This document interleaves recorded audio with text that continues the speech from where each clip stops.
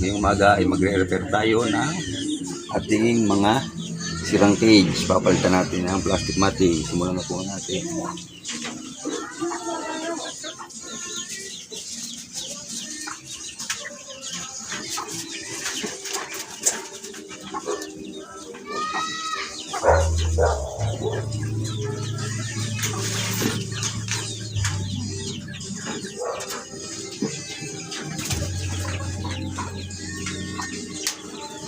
Sira na po ang kanilang mga sahig.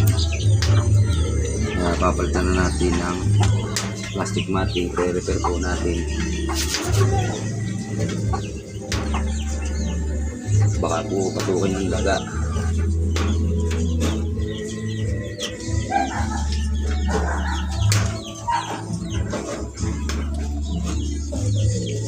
Salamat nga po pala sa nahiraman ko nitong gamit nating cutter kay Federico Garcia. Shout out sa iyo. Maraming salamat sa pagpaperm ng cutter. Napakalang tulong nito.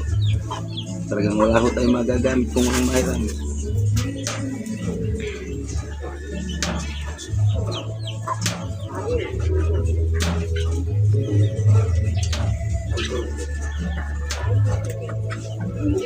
Yan, kita nyo po talagang sirang-sira na, kaya re-repair na natin.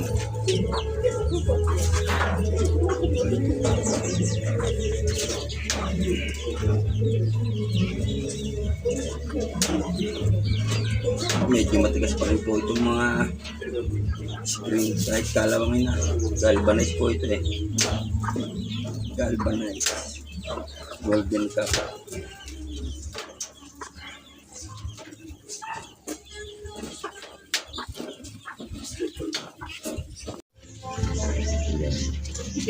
Yan, natanggal na po natin na magkakabit na po tayo ng matting.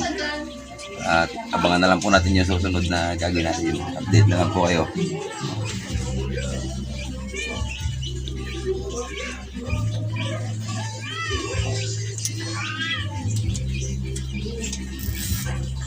Yan, ito po ang ating gagamitin panlock cable tie.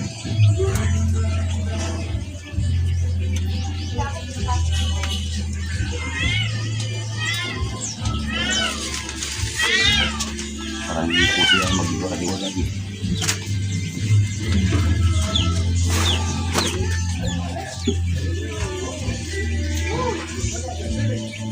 Ng working mother. Lahat.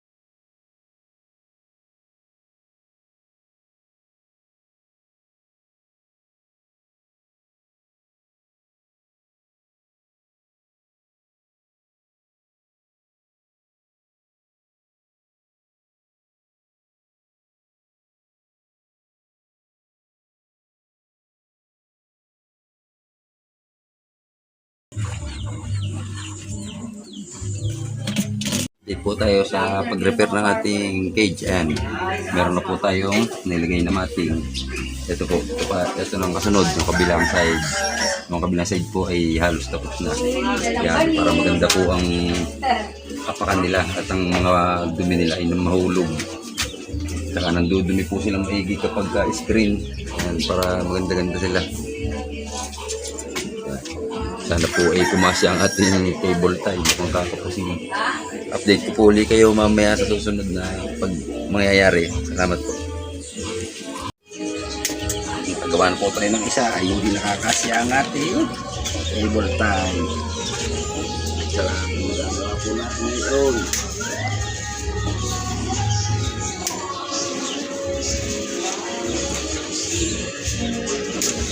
A few moments later.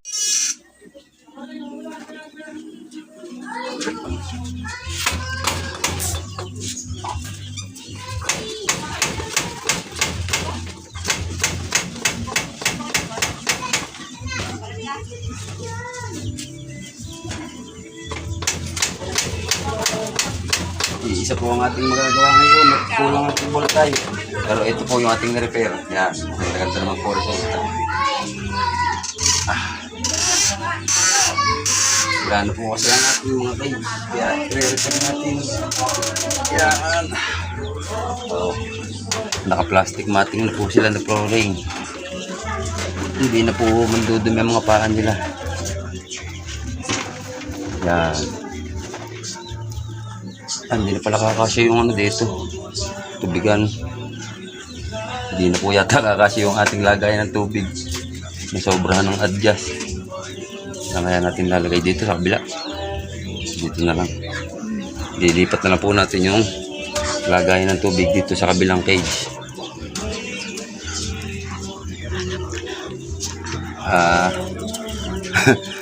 Pagod po tayo ha. Maraming salamat po sa pagsama. God bless.